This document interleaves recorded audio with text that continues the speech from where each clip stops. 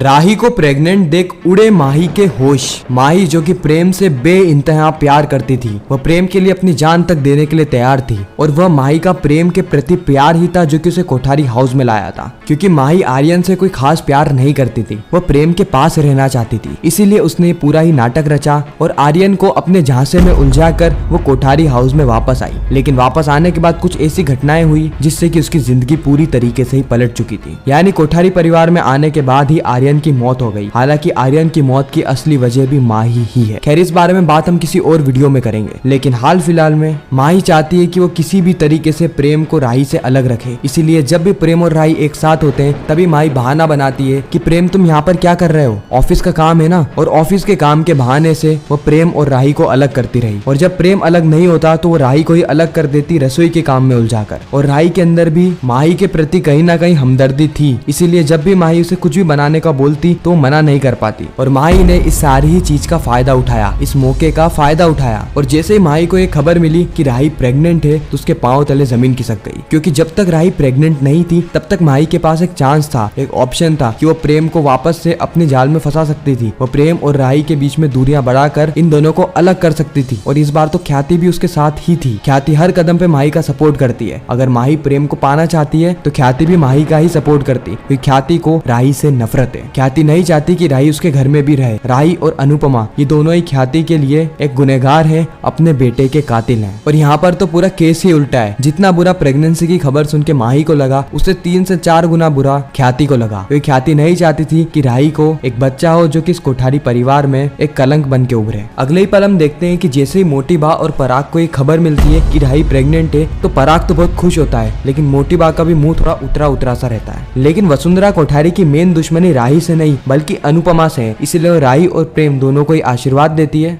ठीक से अपने बच्चे की केयर करने की सलाह भी देती है। इस और गौतम भी परेशानी में पड़ जाता है, क्योंकि गौतम भी नहीं चाहता था कि प्रेम का बच्चा हो, क्योंकि अगर बच्चा होता है तो वसीयत वहाँ पर भी बढ़ जाएगी। गौतम की इच्छा थी कि इस घर में सबसे पहला बच्चा प्रार्थना के पेट से हो, वो भी गौतम का बच्चा। हालांकि प्रार्थना भी प्रेग्नेंट है और वो बच्चा भी गौतम का ही है, वो भी राही से पहले। लेकिन गौतम को इसके बारे में कानो कान खबर नहीं है। गौतम को यह लग रहा है कि वो बच्चा अंश का है, इसलिए पराग ने निर्णय लिया है कि वो प्रार्थना के पास जाएगा, प्रार्थना से बातचीत करेगा और उसके बाद पता लगाएगा कि ये जो खबर है ये सच है कि गलत है। साथ ही पराग ने तो गौतम को पहली बार धमकी भी दी है कि जमाई जी, अगर मुझे यह पता चलता है कि आपने जो कुछ भी कहा कि प्रार्थना प्रेग्नेंट है, उसके पेट में अंश का बच्चा है, अगर ये झूठ निकलती है तो फिर मुझसे बुरा और कोई नहीं होगा। मैं ये भूल जाऊंगा कि आप हमारे घर के जमाई हैं। इस और प्रार्थना जो कि अपनी ही समस्या से उलझी हुई है, वह बेघर हो चुकी है, साथ ही उसके पेट में गौतम का बच्चा है। हालांकि प्रार्थना ने यह तो निर्णय लिया है कि वह बच्चे को जन्म देगी, लेकिन क्या वह अपने बच्चे के राक्षस बाप गौतम से अपने बच्चे को बचा पाएगी? क्या उसका काला छाया उसके बेटे पे पड़ने से रोक पाएगी? यही सवाल प्रार्थना के दिमाग में बार बार घूम रहे होते हैं। उसी वक्त वहाँ पर अंश आ जाता है, क्योंकि अंश को यह खबर लग गई थी कि बा ने प्रार्थना को घर से निकाल दिया है। अंश प्रार्थना के पास आता है और प्रार्थना से कहता है कि सॉरी प्रार्थना, तुम वापस मेरे साथ घर चलो। लेकिन इस बार तो प्रार्थना ही घर चलने से मना कर देती है। प्रार्थना कहती है कि मेरे घर में रहने से बा को तकलीफ हो रही है, इसलिए मैं घर में नहीं रहूंगी। बा ने यह तक कह दिया था कि या तो घर में वह रहेंगी या मैं उन्हें उन्हीं के घर में से थोड़ी ना निकाल सकती हूँ। मेरा घर तो कोठारी हाउस था, लेकिन अब वो मेरा घर नहीं बचा है, इसीलिए मैं कोई नया ठिकाना ढूंढ लूंगी मेरे और मेरे बच्चे के लिए। हालांकि अंश कहता है कि प्रार्थना, तुम ऐसी हालत में कहाँ जाओगी, कैसे रहोगी, वो भी अकेले? ऐसी हालत में तुम्हें अकेले मैं नहीं छोड़ सकता, एक दोस्त होने के नाते तुम्हें मेरे घर पे चलना ही होगा। हालांकि प्रार्थना बहुत मना करती है, लेकिन एट द एंड अंश के इतने फोर्स करने के बाद प्रार्थना भी मान जाती है। इस वक्त तक अंश ने बा को भी समझा दिया था कि जब तक प्रार्थना प्रेग्नेंट है तब तक उसे घर से बाहर मत करना, नहीं तो मैं भी ये घर छोड़ के चला जाऊंगा। यह बात सुन के बा को मजबूरन अंश की बात माननी पड़ती है और प्रार्थना को वापस से घर में बुलाना पड़ता है। अगले ही पल हम माही को देखते हैं, जिसको कि आर्यन से शादी के पहले के लम्हे याद आ रहे होते हैं। और उसी वक्त हमें पता चलता है कि किस तरीके से माही ने आर्यन के साथ दगाबाजी करी। माही पहले से जानती थी कि आर्यन नशे का पात्र है, इसीलिए माही ने प्रेम को पाने के लिए सबसे पहले आर्यन को फंसाया। माही ये सारी बातें रिमेम्बर कर रही होती कि किस तरीके से उसने आर्यन को ये तसल्ली दिलाई कि माही उसके साथ है, हर कदम पे उसके साथ है, उसको प्यार में उलझाया ताकि वह कोठारी हाउस में आ सके। माही यह बात जानती थी कि आर्यन किसी भी हालत में ड्रग्स को नहीं छोड़ने वाला, और जिस तरीके से वह ड्रग्स लेता है, जो ड्रग्स वो लेता है, उससे उसकी मौत बहुत जल्दी हो जाएगी। इसलिए माही सबसे पहले तो आर्यन के सामने दिखावा कर रही थी कि उसे आर्यन की फिक्र है, यह कहते हुए कि आर्यन तुम ड्रग्स मत लिया करो, ड्रग्स लोगे तो तुम्हारी जिंदगी बर्बाद हो जाएगी। लेकिन असलियत में माही जानती थी कि जो काम वो ना करने को कहेगी आर्यन वही काम करने वाला है, क्योंकि यही इंसान की फितरत होती है। अगर हम कोई भी काम किसी को कह दे कि ये काम मत करना, तो वह काम वह इंसान और ज्यादा करता है। लगता है। और बस आर्यन के साथ भी बिल्कुल वैसा ही हुआ। आर्यन ने भी ड्रग्स का ओवरडोज किया और आखिरकार शादी के एक दिन के अंदर ही आर्यन की मौत हो गई और माही जिसकी शादी जस्ट हुई ही थी वह विधवा हो गई। लेकिन माही को इससे कोई फर्क नहीं पड़ता क्योंकि माही अभी भी प्रेम से प्यार करती है। यह शादी तो सिर्फ एक दिखावा था, इसके पीछे कुछ और ही छलावा है। माही राही के साथ बिल्कुल वही कर रही है जो कि माही की माँ ने अनुपमा के साथ किया, यानी काव्या ने अनुपमा के पति को छीना था, बिल्कुल वैसे ही माही भी राही के पति यानी प्रेम को राही से छीन रही है। और यह बात बहुत जल्द पाखी समझ जाती है। पाखी यहाँ पे राही को वार्निंग भी देती है कि यह का यही दृश्य मैंने पहले भी होता हुआ देखा है, इसलिए राही समझ जाओ और अपने पति को संभाल लो क्योंकि तुम्हारे अंदर मुझे अनुपमा की झलक दिखती है और माही के अंदर काव्या की। लेकिन राही पाखी को फटकार देती है यह कहकर कि तुम हमारे मामले में दखल अंदाजी देना बंद करो, तुम अपने इशू को देखो और अपने आप को देखो, और हाँ अगली बार ऐसा कह मत देना कि मैं अनुपमा जैसी हूँ। पाखी मनी मन में कहती है कि राही तुम मानो या मत मानो, तुम हो तो अनुपमा जैसी ही और तुम्हारी किस्मत भी अनुपमा जैसी ही निकलेगी। अगले ही पल हम अनुपमा को देखते हैं जो कि बंबई में होती है और एक नई जगह खाना बनाने के लिए जाती है। अनुपमा के ऊपर प्रेशर है कि उसे काम करना ही पड़ेगा क्योंकि वह जसप्रीत और भारती के ऊपर बोझ नहीं बनना चाहती। जसप्रीत और भारती ये दोनों भी गरीब लड़कियां हैं जो कि अपने सपने पूरे करने के लिए बंबई आई है, जिनके ऊपर ऑलरेडी अपने अपने परिवार की जिम्मेदारी है। वो अनुपमा की जिम्मेदारी और उठाकर अपने सर पे बोझ नहीं बढ़ाना चाहती। खासकर जसप्रीत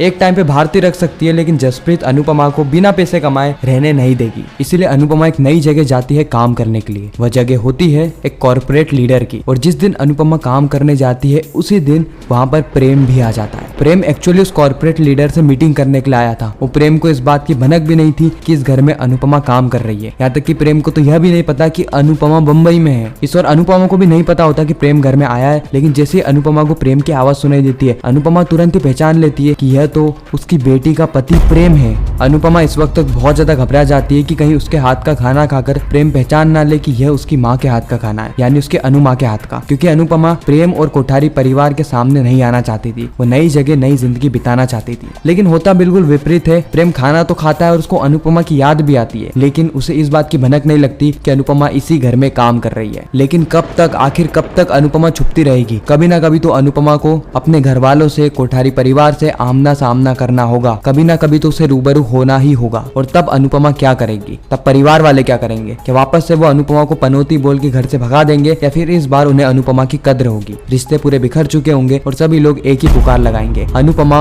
अनुपमा। और क्या अनुपमा वास्तविक तौर पर रिश्ते सुधार पाएगी या फिर कहानी कुछ और रहने वाली है? तो यही कहानी हमें अनुपमा के आने वाले एपिसोड्स में देखने को मिलने वाली है। आप कितना ज्यादा एक्साइटेड है अनुपमा के आने वाले एपिसोड्स को लेकर? कमेंट सेक्शन में जरूर बताना। साथ ही आपको ये रिकैप कैसा लगा वह भी कमेंट करना। और आप अनुपमा के अलावा और कौन कौन से टीवी शोज के रिकैप टेलीविजन से भी पहले देखना चाहते हैं वह भी कमेंट करना। मैं मिलता हूँ आप सभी से किसी नेक्स्ट इंटरेस्टिंग वीडियो में। जब तक के लिए गुड बाय।